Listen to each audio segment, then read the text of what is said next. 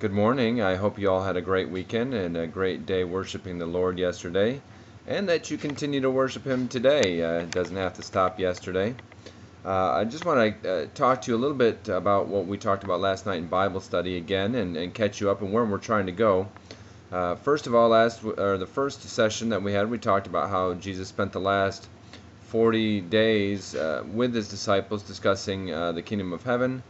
And we kind of said that really tells the disciples how they're supposed to live in the world but not be of the world. And so that was one of the last thoughts that he wanted to leave with them, is to be in the world but not of the world. And what does that look like?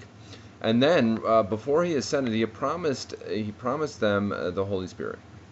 And this Holy Spirit was going to be what powers them to do the ministry that he has put before them to do. And after he says he's going to give them the Holy Spirit, then he says, you're going to be my witnesses, and he tells them where they're going to witness pretty much to the ends of the earth. And this is in Acts chapter 1. So he's saying, okay, this is what you need to know. You need to know that you need to live in the world and not be of the world, but also that you're going to have the Holy Spirit, and the Holy Spirit's going to provide you the power to go to the ends of the earth as my witnesses. So there you go. They're ready and they're set for the ministry that Jesus called them to do. And so he ascends to be back with the Father. And I love it because you can really see the first case of the Holy Spirit really taking over and fueling this kingdom building crusade that the disciples are now on. Because you have Peter, and when the Holy Spirit comes over them, and they're all together in this room, and the Holy Spirit comes over them, and all of a sudden they're able to speak in these languages that they didn't know before, and they go out, and it's like this magical Rosetta Stone instance. But they go out into the streets, and the people are amazed. They're like, hey, they can speak my language. I understand what they're saying.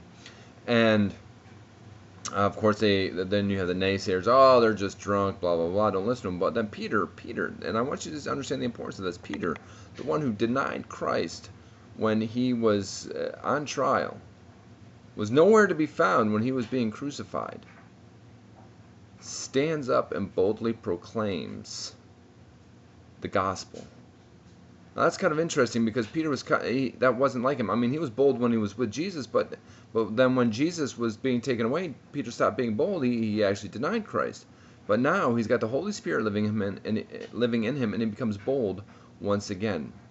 And you can see that transformation of Peter becoming all the way from being a fisherman to now being a bold proclaimer of the gospel.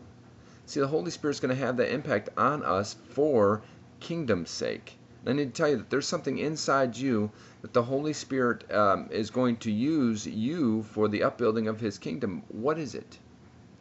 What is it that's inside you that the Holy Spirit's trying to tell you? Listen, you need to be doing this for His kingdom, and it empowers you to do that. What we're kind of talking about in our class is that you can't, and I would even tell you right now, don't try to build His kingdom without the Holy Spirit. You can't do it, because the Holy Spirit knows how it's supposed to be.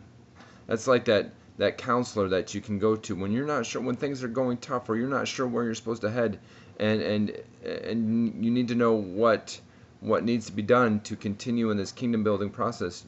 You have the Holy Spirit. So if you're struggling and wondering why you're not being active in building God's kingdom, it may be because you're just not listening to the Holy Spirit. Jesus left the Holy Spirit with His disciples so they could build His kingdom. Don't try to build His kingdom without it.